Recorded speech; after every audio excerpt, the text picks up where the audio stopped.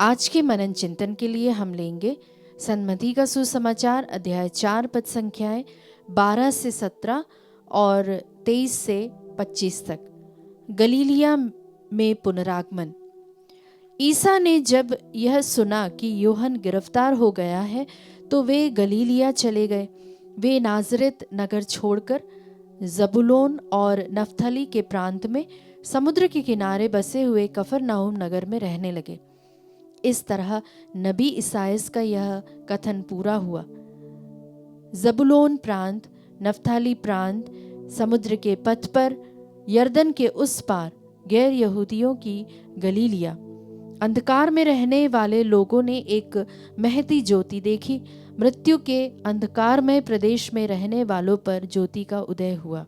उस समय से ईसा उपदेश देने और यह कहने लगे, पश्चाताप करो, स्वर्ग का राज्य निकट आ गया है। ईसा उनके सभागृहों में शिक्षा देते, राज्य के सुसमाचार का प्रचार करते और लोगों की हर तरह की बीमारी और निर्बलता दूर करते हुए सारी गलीलिया में घूमते रहते थे। उनका नाम सारी सीरिया में फैल गया। लोग मिर्गी, लकवा आदि नाना प्रकार की बीमारियों और कष्टों से पीड़ित सब रोगियों को और अपदूत ग्रस्तों को ईसा के पास ले आते और वे उन्हें चंगा करते थे। गलीलिया, देकापोलिस, यरूशलेम, यहूदिया और यरदन के उस पार से आया हुआ एक विशाल जनसमूह उनके पीछे पीछे चलता था। यह प्रभु का पवित्र सुसमाचार है। हे क्रिस्त, तेरी स्तुति हो। क्रिस्त में मेरे प्यारे भाई और बहनों, आज का जो रिफ्लेक्शन है उसमें मैं सबसे पहले शुरुआत करूंगी जो कि एक मुख्य बिंदु है। अंधकार में रहने वालों ने एक महती ज्योति देखी। यह सुसमाचार हमें बताता है कि जब यूहन्ना बपतिस्ता को गिरफ्तार किया गया, जब आशा का एक स्वर दबा दिया गया, तभी ईसा अपने सार्वजनिक जीवन की शुरुआत करते। यह हमें सिखाता है कि ईश्वर का कार्य कभी नहीं रुक सकता। जहां एक आवाज चुप होती है वहीं दूसरी आवाज उठती है।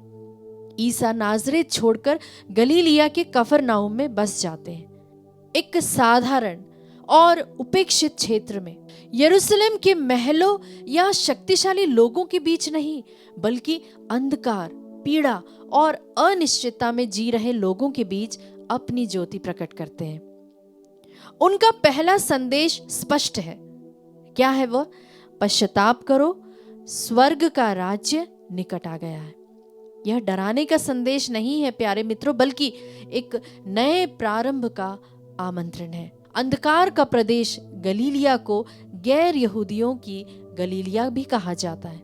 एक ऐसा स्थान जहां धार्मिक दृष्टि से कम महत्व दिया जाता था। ईसा यहीं से शुरुआत करते हैं, यह दिखाने के लिए कि ईश्वर की कृपा सीमाओं से परे है। ज्योति का उदय इसायास की भविष्यवाणी पूरी करता है। ईसा केवल उपदेशक नहीं बल्कि स्वयं ज्योति है। हाँ मित्रों, जो जीवन, दिशा और आशा देती है। जब मुझसे पूछा गया कि क्या आपने पीएचडी की है, जब मैं शिक्षा के क्षेत्र में थी, तब मैंने जब इस पर मनन चिंतन किया, मैंने प्रभु से पूछा, तब प्रभु ने मुझे इसका फुल फॉर्म बताया। पीएचडी होता है प्रीचिंग, हीलिंग एंड डिलीवरेंस, शिक्षा, प्रचार और चंगाई। जी हाँ मित्रों, भले ही हमारी शिक्षा के क्षेत्र में कितने भी हम पढ़े लिखे हों, लेकिन प्रभु को अगर हमें जानना है, प्रभु से अगर हमें जुड़े रहना है, तो हमें उसके क्षेत्र में पीएचडी करना है। हाँ मित्रों, यहाँ पर जहाँ मैंने आपको 3 बातें बताई है, शिक्षा मतलब कि मन को बदलना, हृदय को जगाना, जो कि हमें सुसमाचार के द्वारा प्राप्त होता है, और शरीर और आत्मा को चंगा करना, मतलब कि चंगाई की मिनिस्ट्री में सहभागी होना।